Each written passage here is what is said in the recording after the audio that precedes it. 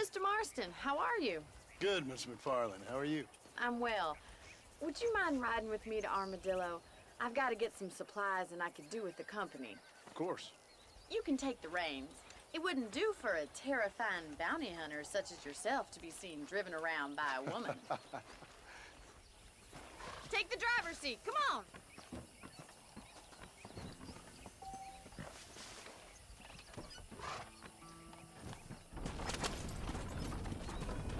You're looking much better, considering you were almost buzzard food a couple days ago. I have you to thank for that, miss. So do tell me, have you needlessly risked your life since we last spoke? No, miss, I have not. Well, that's a relief. Perhaps there's hope for you yet. I wouldn't bet on it. Oh, there's always hope, Mr. Marston. You can't be a rancher in this kind of country if you don't believe that. An admirable attitude, miss. I suppose so.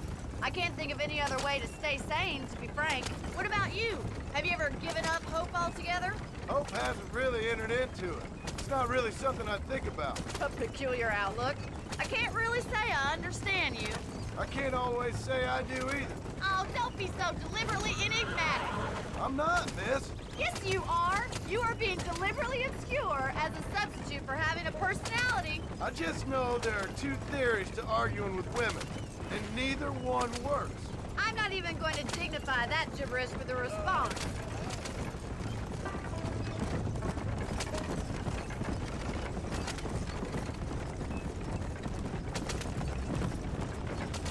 I think it's kind of funny I found you dying on the side of the road and now you're driving me into town. You have a strange sense of humor. Well, you must admit, it's an unusual start to a friendship. I didn't realize we were friends, Miss McFarland. Oh, please. Now who's being funny? Listen, I know that business with Williamson is your business, but I don't know. You've been good to us, and I don't think you're a bad man. A little stupid, perhaps, but not rotten. I just worry about you gallivanting around these parts like you're some kind of deranged bounty hunter. Like Paul always says, don't go waking snakes. I appreciate your concern for us lesser mortals, Miss McFarland. I really do. And if there was any other way out, I'd take it. I can assure you of that.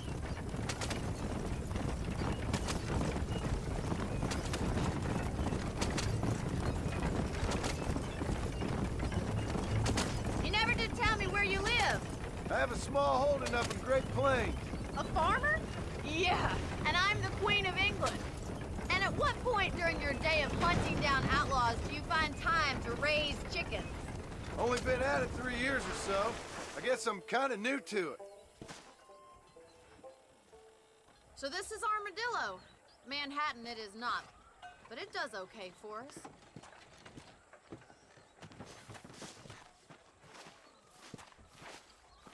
Most important thing for you right now is getting yourself into Dr. Johnson's office to purchase some medicine. The first one's on me. Thank you, miss. I'll pay you back. I'm sure you shall. The doc's a good fellow. He saved your life, so be polite to him. Meet me in front of the general store when you're done.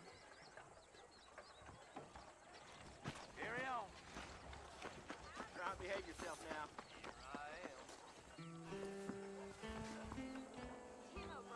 Howdy, mister. I hear that marshal picked Hey, up partner. a squat. If I you got catch stock of me. them electric belts if you need to lose weight. Thank you.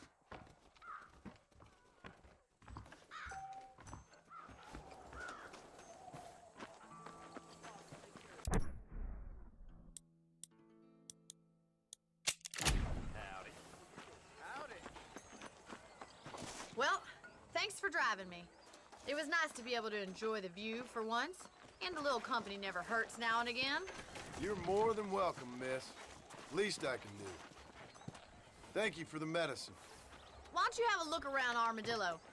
You can always take a stagecoach back to the ranch later. I might just do that. Travel safely, miss. Try not to get yourself shot. I won't be around to save you this time.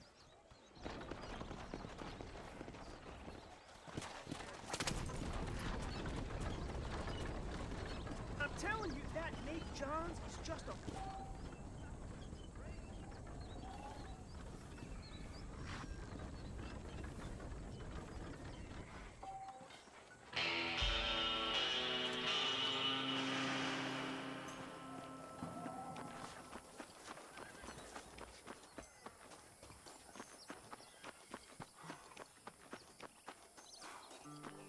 I'm on board. Ow. Don't make me kill you, mister. No! I'm a low-life degenerate, I know.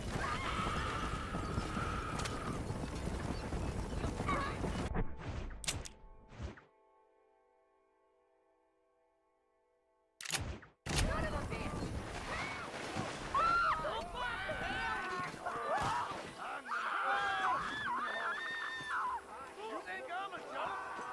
Go on now! Laugh, bitch, laugh!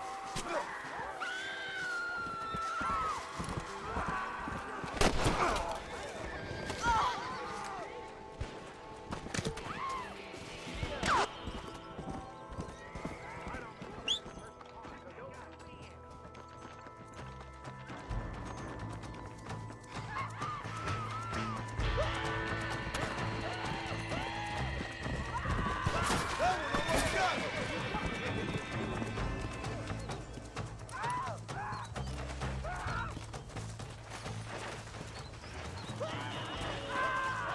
You got the wrong fella, mister. Just don't cause me no more grief than you already have.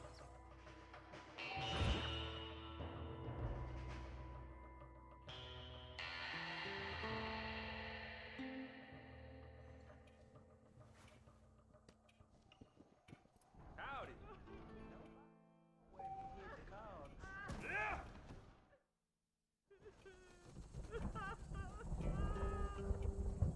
Hello there.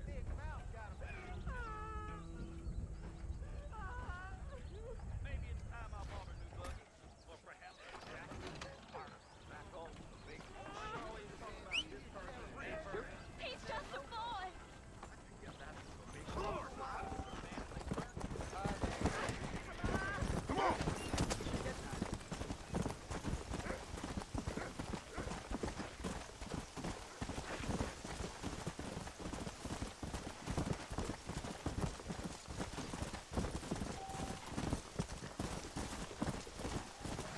Come on.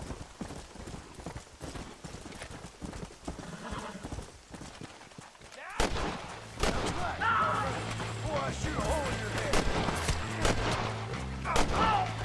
Go.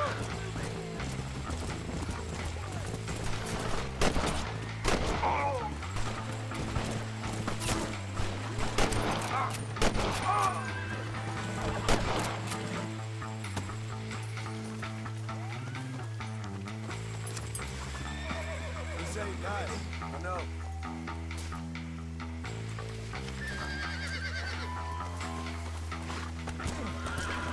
Let's go.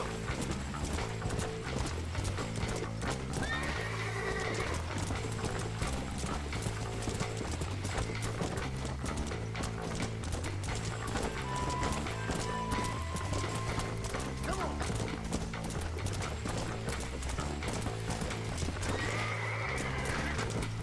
Yeah.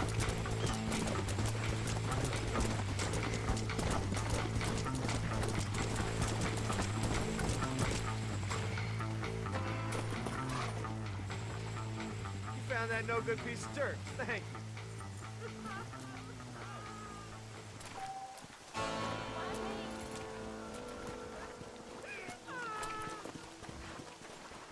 Hello there.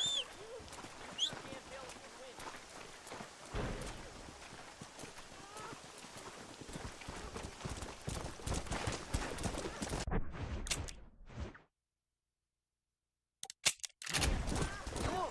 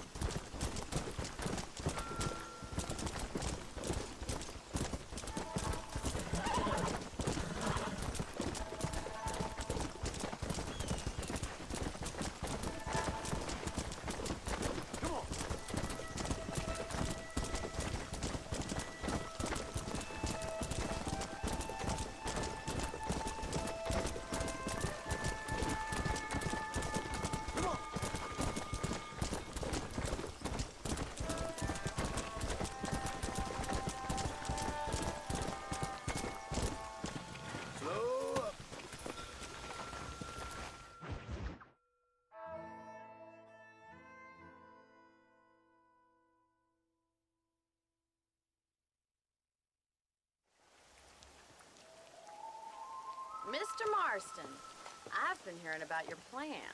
Have you, Miss McFarland? Yes, from Lee Johnson, to settle here and build a life for yourself. I'm afraid those aren't my plans. See, I already have a life. Well, I had one, and I'm trying to reclaim it. Or maybe what you could say is I had two, and I'm trying to end one of them so the other can survive. You do so love to talk in riddles, Mr. Marston. Do you do that, I wonder, as a substitute for having anything interesting to say? Probably, Miss McFarland. Oh, call me Bonnie, you fool. Call me Bonnie. Miss McFarland, I'm married. I have a son. I had a daughter, but she died. Years before that, I rode in a gang. We robbed banks, trains, held people ransom. We killed people we didn't like. Bill Williamson was in that gang. Now, if I don't capture my former brother in arms, great harm will befall my family.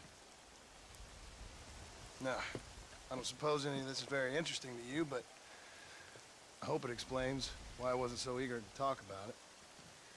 No, I do understand.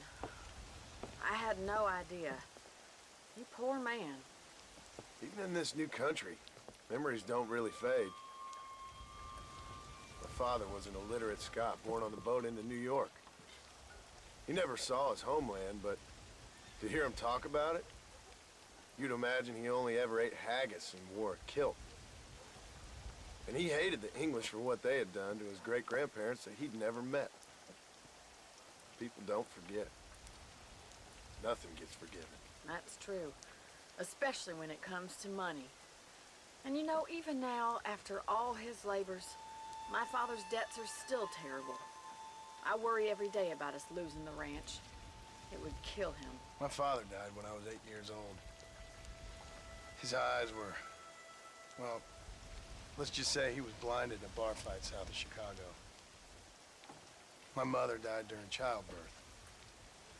She was a prostitute, and he was her, well, I don't know what he was.